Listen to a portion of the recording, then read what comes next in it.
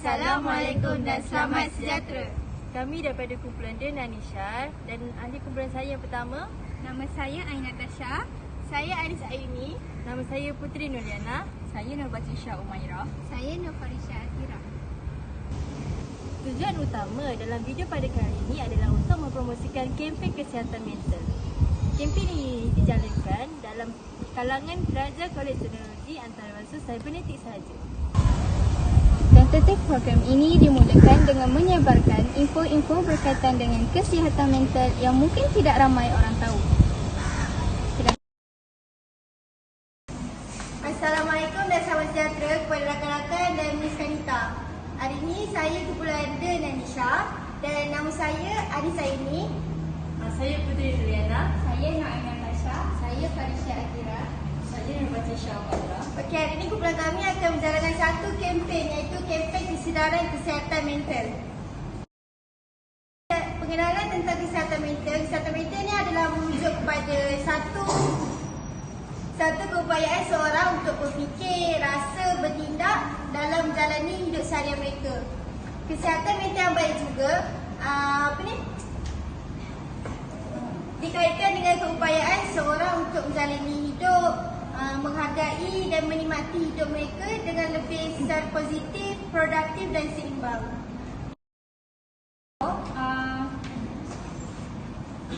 Gangguan mengalami kesihatan mental. Yang pertama, orang mereka sini kemurungan. Kat sini dia selalu berasa sedih dan keletihan berpandangan. Yang kedua, kecelaruan kebimbangan umum, rasa cemas dan bimbang mengenai beberapa perkara. Yang ketiga, orang mereka sini kecelaruan panik, berasa panik berulang-ulang. Yang keempat, gangguan tidur, mempengaruhi kualiti dan kuantiti tidur. Dia macam tak cukup tidur, ada gangguan semasa tidur. Yang kelima, kecelaruan stres selepas trauma, iaitu gangguan kecemasan terus. Yang terakhir, kecelaruan obsesif kompulsif, iaitu pemikiran dikuasai oleh desakan yang menimbulkan stres. Okay, so ni pula untuk punca-punca kesihatan mental.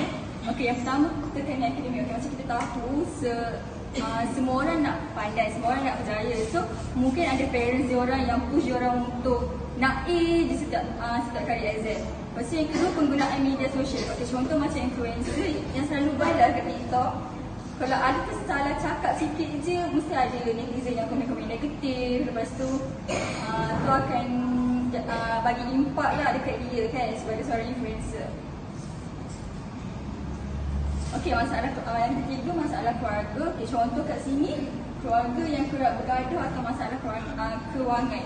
Macam kita tahu, setengah keluarga ada masalah dia sendiri, macam masalah kewangan ataupun masalah pergaduhan. So, itu akan menyebabkan kanak-kanak tu rasa depressed. Yang keempat, cara atau corak asuhan pula ni macam yang kita hantar anak kita ke pengasuh kan. So, cara penjagaan kita dengan cara penjagaan dia orang lain. Yang kelima, desakan rakan sebaya ni macam pembulian kat sekolah yang budak-budak nakal selalu minta duit tu kan. Yang akhir sekali, pengaruh persekitaran ni macam individu-individu macam sekitar kita. Contoh macam jiran kita ataupun guru kita, saudara kita sendiri cakap buruk dekat kita ataupun buat sesuatu tapi benda tu kita tak buat. Maksudnya macam cakap benda buruk lah sedangkan benda tu pun kita tak buat. Kita dah tengok pengenalan, kita dah tengok punca. Sekarang kita pergi ke cara-cara dia. Cara yang pertama, kalau kita ada masalah tanda-tanda awal penyakit mental kan, perkara pertama yang kita boleh buat adalah berkongsi masalah dengan ahli keluarga ataupun teman rapat. Maksudnya macam tak semua keluarga yang memahami. So kita ada teman, rakan-rakan semua yang kita boleh share kita punya problem.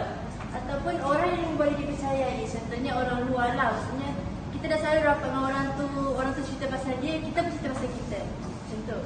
Yang kedua, dekatkan diri pada agama. Yang ni semestinya lah semua orang mesti tahu kan. Agama adalah punca tiang yang daripada segala-galanya. Maksudnya apa-apa pun mesti agama diletakkan pertama.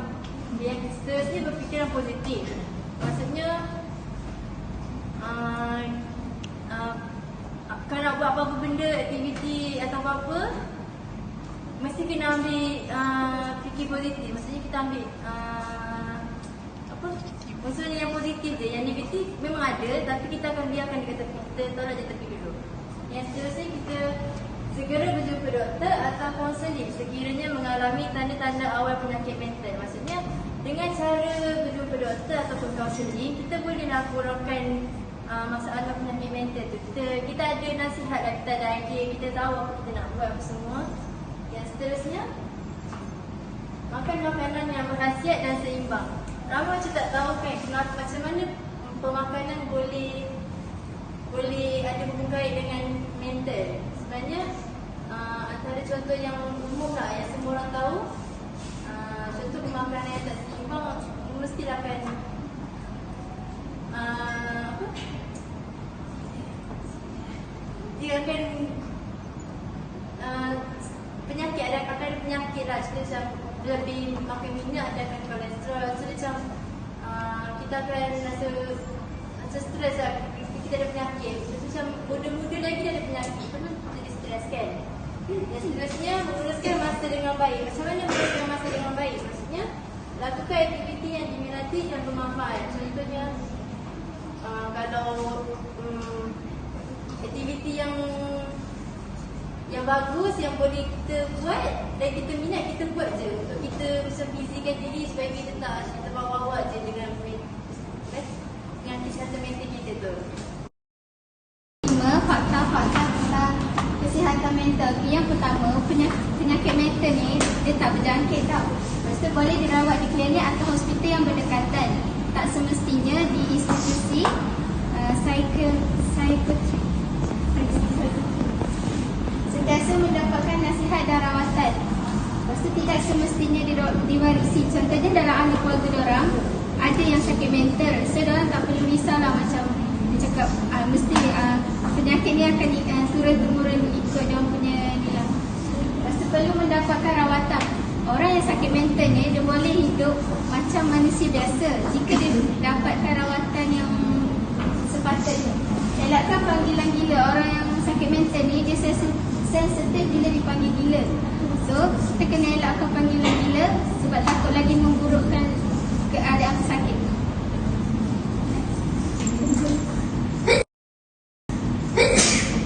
Okey, ni talian kasih. Talian yang boleh dihubungi jika memerlukan nasihat. Itu Kerajaan Talian Kasih KPWKN, Kerajaan KSK Sentral Jaktim. Untuk swasta pula Defense Kuala Lumpur dan Malaysia High Security Association.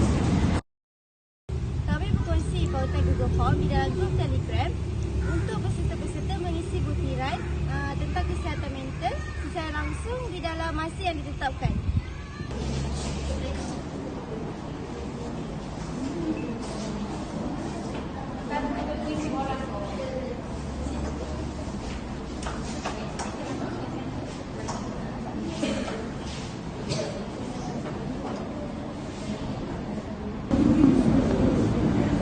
Dalam kempen kesihatan mental pada kali ini, produk disediakan untuk para peserta. Semoga produk ini memberi impak positif kepada peserta. Tambahan lagi, tujuan produk ini akan selalu diminati orang ramai sekiranya mereka terjerumus dalam kesihatan mental. Okay, korang, sementara korang tengah isi semua tu kan, korang ada sediakan satu produk yang boleh korang ingatkan kita. Bila korang korang akan ingat kita orang buat.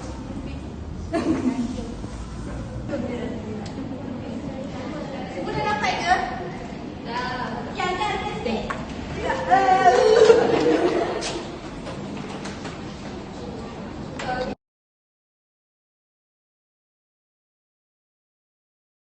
Kesihatan mental perlu dititikberatkan dalam kalangan rakyat Malaysia, terutamanya kalangan remaja-remaja, kerana punca utamanya dalam kesihatan mental yang teruk ini ialah remaja zaman sekarang alami tekanan stres akibat pelajaran maupun ekonomi. Dalam video klip yang seterusnya, kami akan menunjukkan hasil suara selidik tentang kesihatan mental pada setiap individu. Jom! Klip sebentar tadi ialah hasil dapatan soal selidik yang kami laksanakan sebentar tadi. Ini pula ialah jadual hasil ujian saringan berdasarkan skor kemurungan, skor kebimbangan dan skor stres. Ikut keputusan mendapati bahawa ramai peserta mendapat keputusan sederhana. Tahap yang majoriti menerangkan bahawa keputusan kesihatan mental yang dapat adalah sederhana. Video ini jelaslah bahawa ramai peserta yang menghadapi masalah kesihatan mental walaupun pada tahap yang sederhana. Rakyat Malaysia ini semestinya memerlukan sokongan daripada ahli keluarga, rakan atau orang yang mereka percayai. Mereka juga perlu membina jati diri yang positif supaya tidak menghadapi masalah kesihatan mental. Pada akhir video ini, kami akan menyertakan beberapa fakta mengenai kesihatan mental, di mana kesihatan mental dapat dielakkan dengan melakukan perkara-perkara yang positif. Malah, jika terdapat individu yang telah mengalami masalah kesihatan mental, mereka perlulah berfikiran positif untuk terus hidup ceria dan tingkatkan cara penampilan dan keyakinan diri. Individu yang terjerumus dalam masalah kesihatan mental perlu diberi sokongan yang bermanfaat dan berguna. Selain itu, individu yang terjerumus dalam kesihatan mental juga perlulah diberikan nasihat dan kata-kata semangat untuk mereka menjalani hidup mereka seharian dengan semangat. Saya sekali memberikan sokongan sosial kepada mereka seperti membantu dalam urusan seharian jika diperlu. Ribuan terima kasih diucapkan kepada semua peserta yang melibatkan diri dan bekerjasama dalam menjayakan kempen kesihatan pada kali ini. Tidak lupa juga jutaan terima kasih kepada pensyarah kami yang sentiasa memberikan nasihat dan idea, iaitu Miss Kanita dalam menjalankan program kempen kali ini. Di sini kami sertakan kata-kata semangat untuk semua rakyat Malaysia. Mampu menjadi diri sendiri adalah salah satu komponen terkuat dalam kesihatan mental yang baik. Sekian daripada Dena Nisha. Terima kasih.